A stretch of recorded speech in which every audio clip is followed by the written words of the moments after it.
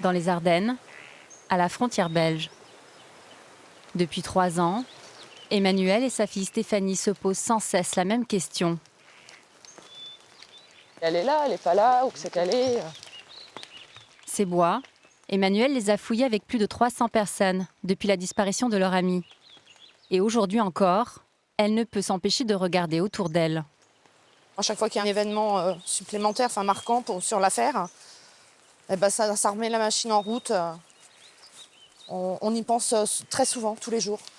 Ouais, quand tu regardes, tu te dis qu'elle pourrait être n'importe où, hein. Même là, à 10 mètres de nous, quoi. Oui, n'importe où. C'est tous les bois où on se dit, tiens, peut-être que... La jeune fille que tout le monde recherche s'appelle Anaïs Guillaume. Elle n'a plus donné signe de vie depuis le 16 avril 2013, après avoir quitté le domicile de ses parents. À 22 ans, elle est majeure. Les gendarmes ne sont pas tenus de la rechercher immédiatement. Mais ses parents, eux, sont convaincus qu'un drame s'est produit. Pendant 15 mois, ils remuent ciel et terre, implorant la justice de s'intéresser à la disparition de leur fille, lançant de nombreux appels à témoins, sans résultat. Jusqu'à ce rebondissement, l'arrestation d'un proche de la jeune fille, il y a quelques semaines.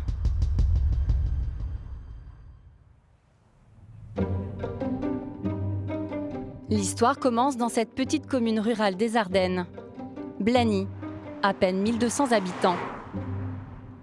C'est là qu'Anaïs passe une enfance paisible, dans une famille unie, avec ses 2 frères. Enfant, elle commence l'équitation, qui deviendra rapidement sa passion. C'est bien, tout le monde est sur le bon diagonal. Étienne Boutin, le directeur du centre équestre, se souvient d'une élève assidue. Regarde, prends tes distances un petit peu. Alors voici Vidi. C'est un cheval belge, le cheval que j'avais donné à Anaïs. Elle a fait quelques petits concours avec, ici. Alors Anaïs, tout au début, elle était très très timide. Et après, elle a pris plus de caractère. Et puis, c'était une jeune fille qui mordait la vie, qui voulait faire beaucoup de choses, qui n'arrêtait pas, quoi, en gros. Épanouie, la jeune fille semble passer une adolescence heureuse. Regarde en soi, même pas loin de là. Son rêve, ouvrir son écurie. Alors à 20 ans, elle décide de passer un bac pro agricole. Et pour avoir son examen, elle a besoin d'un contrat d'apprentissage qu'elle trouve dans cette ferme, à quelques kilomètres de chez elle. L'exploitation est tenue par ce couple, Philippe et Céline Gillet. Au bout de quelques semaines, Anaïs tombe sous le charme de son patron, 2 fois plus âgé qu'elle, et serait alors devenue sa maîtresse. 4 mois plus tard, un drame se produit à la ferme. Céline, la femme du propriétaire, est victime d'un accident rarissime. Elle meurt écrasée sous une vache.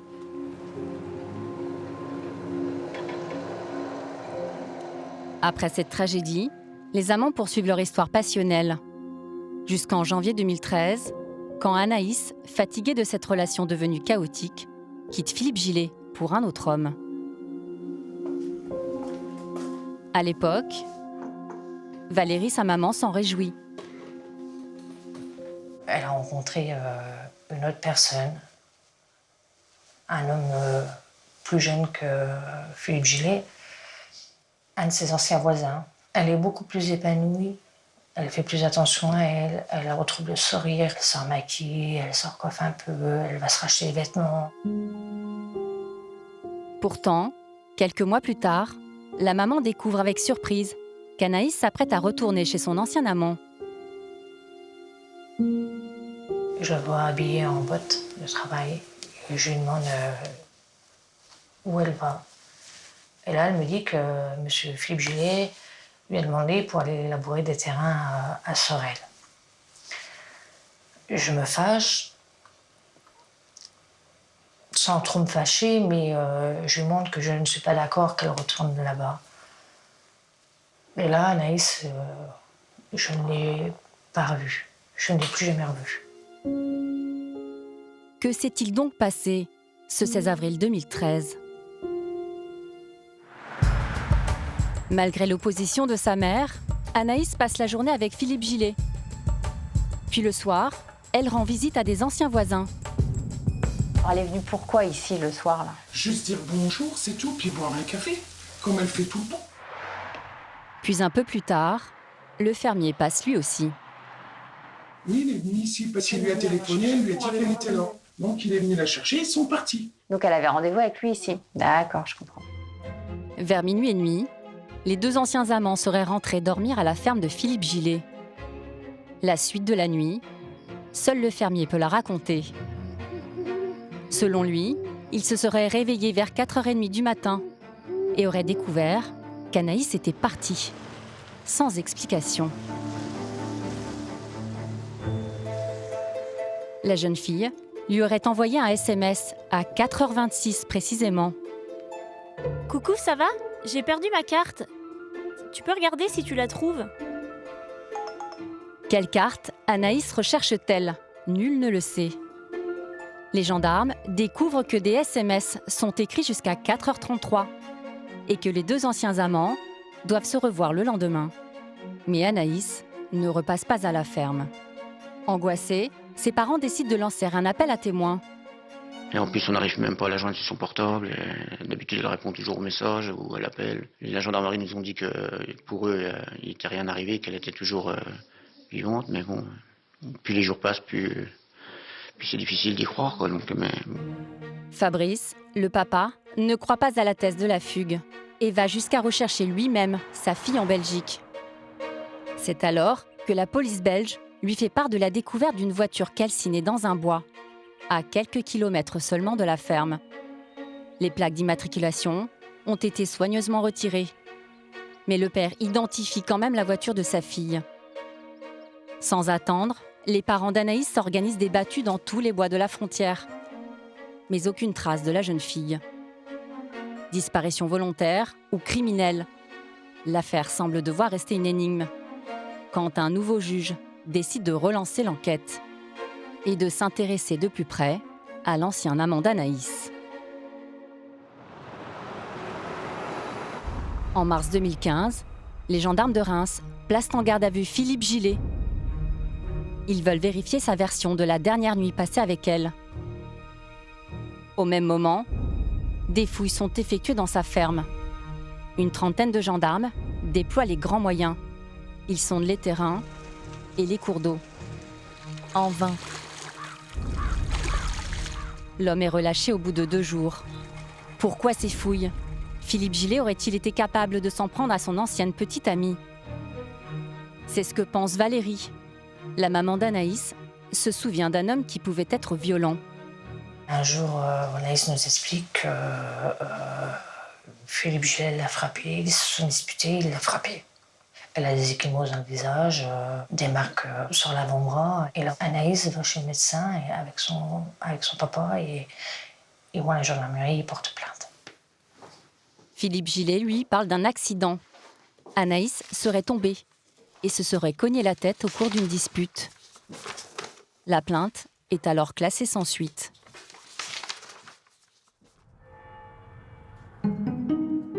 Dans les environs, l'affaire est dans toutes les têtes. Et les amis de Philippe Gillet, comme Eugène, un patron de bar, le défendent. Il est ami avec le fermier depuis l'enfance. Pour moi, avec moi, il a toujours été gentil, il a toujours été serviable. Ça a toujours été un mec super. Vous ne vous sentez pas capable de tuer Non. Non, parce que Anaïs, je sais qu'il l'aimait bien. La preuve, il a toujours sa photo de elle dans le pare-soleil de sa voiture. Et il ne l'a jamais retirée, elle est toujours là. Il aurait bien aimé continuer à vivre avec elle chez lui, l'avoir comme femme. Mais l'étau se resserre autour de Philippe Gillet. Lors d'examens complémentaires de ces 2 téléphones, les enquêteurs font une nouvelle découverte. À 4h26, lorsqu'Anaïs envoie son premier SMS, sa carte SIM n'est plus dans son téléphone, mais dans un autre portable, appartenant à Philippe Gillet. C'est de ce deuxième téléphone qu'Anaïs aurait envoyé ses SMS à destination du fermier. pourquoi une telle opération? Est-ce une autre personne qui a envoyé les SMS? Les enquêteurs soupçonnent l'amant de la jeune fille. Puis un autre élément intrigue les gendarmes. Ils découvrent que l'ex-amant achète 2 sacs de 25 kg de chaux en avril 2013, le jour de la disparition d'Anaïs. Ce produit minéral s'utilise pour désinfecter les étables, mais aussi pour absorber les odeurs de putréfaction. Dans quel but a-t-il acheté ce produit? Selon Maître Fay, l'avocat de Philippe Gillet, il n'y a rien là d'anormal pour un fermier. Il va acheter de la chaux parce que il a un problème d'infection et de mamite. C'est technique, mais c'est important, de mamite sur ses vaches. Et pour désinfecter, il utilise pratiquement toute la quantité de chaux qu'il a acheté. Le reste, il explique qu'il il saupoudre sa pelouse pour faire mourir la mousse qui est sur sa pelouse. L'agriculteur nie en bloc son implication dans la disparition d'Anaïs et se dit victime d'un acharnement. Il dit dans son langage, cette affaire me pourrit la vie depuis des années. On a focalisé sur la personnalité de M. Gillet et que peut-être on a oublié un certain nombre d'autres pistes. On va demander que certaines pistes qui n'ont pas été exploitées soient effectivement exploitées. Malgré tout, le juge d'instruction met en examen le fermier pour le meurtre d'Anaïs Guillaume. Il est incarcéré depuis le 14 janvier dernier, à la maison d'arrêt de Charleville-Mézières. Mais sans corps et sans aveu, Philippe Gillet pourrait être libéré. Pour la famille de la jeune fille, la justice a perdu beaucoup trop de temps.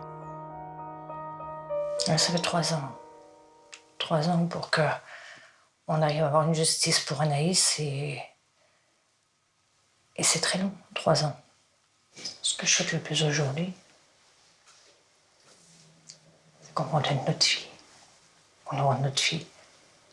Après, c'est notre enfant. Même s'il n'y avait pas de jugement, qui nous dit où elle est et qui nous la rende. C'est notre enfant. On ne peut pas prendre un enfant.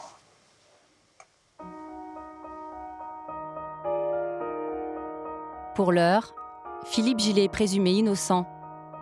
Et les investigations continuent dans toute la région pour retrouver le corps d'Anaïs Guillaume.